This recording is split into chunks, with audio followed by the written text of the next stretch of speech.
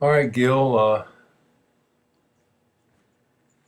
wanted to go over this with you.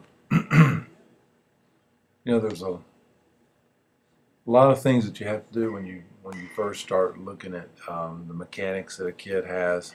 And one thing I noticed right away, yeah, good quick hands, and you can see on these regular speed shots that you do. Um, when we do it in slow motion, and we change it to slow motion, and you make the adjustment on an off-speed pitch, you still see your hips moving towards your front foot.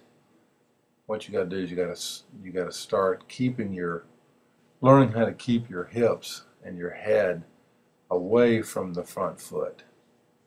Okay, we want to be more balanced. So your head is more in the center now, and I'd like to get your base just a little wider as well. So you're just barely as wide as your shoulders. It's a long way. Your hands are quite a ways away from from the low strike. All right. Your balance it would improve your balance too if you can spread out your base just a little bit. Right now you've got a closed stance, just a little bit closed, and you keep your front foot closed pretty well. Some guys will stride, and as soon as their foot hits the ground, even before that, their foot flies open and yours stays down and closed. The front left foot stays closed.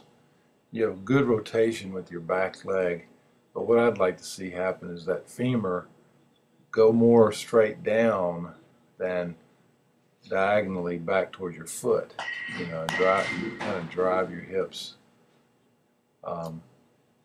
in a little different direction. You've got good rotation right there, but you're kind of jumping up a little bit. We want a lot more power kind of coming down into the hitting zone.